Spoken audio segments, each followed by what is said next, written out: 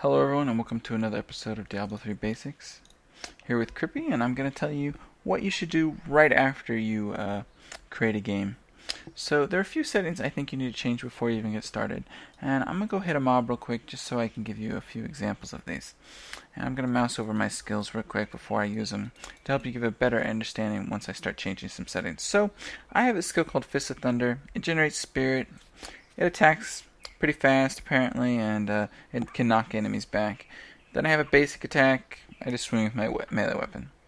And a few other skills I might get eventually. I can't choose any other ones. I don't have any right now. This one attacks multiple people in a row. This one does a sweeping strike. Just tells me some basic information. So I'm going to go hit this mob once and see what happens. Okay, I heard it apparently. Oh, I can mouse over it, and it has a health bar. Well, I don't know how much damage I did to it. I don't know how much health it has if I just am wailing on a whole bunch of mobs. I don't want to mouse over each one. So you can change a few settings so you can see exactly what's going on in the game. And I think it's crucial that you do this. So you'll just hit escape, go to options, and go to gameplay. So what you'll first want to turn on is display monster health bars. So what this allows you to do is to see the health bar instead of having to mouse it over. So now all enemies on the screen will have a little health bar. So now I'll see their health. But how much health do they have? How much damage did I do to them? Well, we can change that. We can say, oh, display health bar numbers. We can also show the damage. Oh, how much am I being healed for? So now we can see I must have done 2 damage, and it has 3 total health, and it has 1 left currently. So I could punch it again, and I did 3 damage. Cool. Now, one other option I think you need to change before we start getting to a few others is the item label display. So when an item drops, it'll show its tag that this is a leather helmet for 10 seconds before it disappears, and then you'll have to mouse over the item.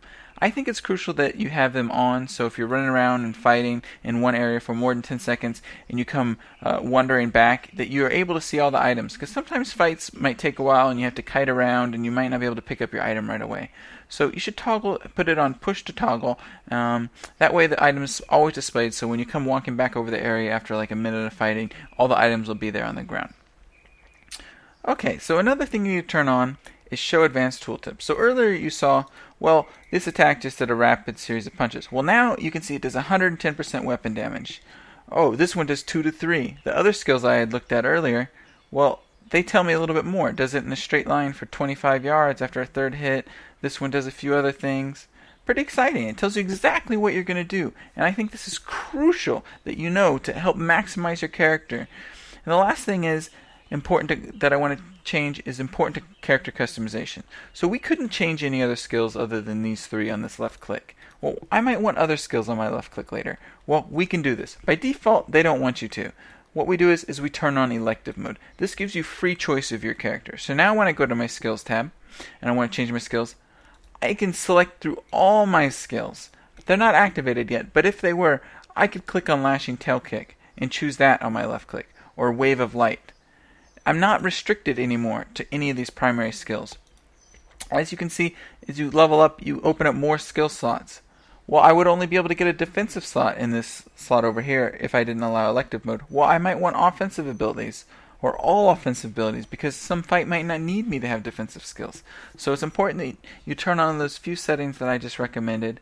And that's about it for this video. I hope you enjoy it. And apply these settings right away, so right when you hop in the game you can see exactly what's going on. You see mob's health, your damage. It just makes it a little bit more interactive and fun. I'll see you guys next time on Diablo 3 Basics.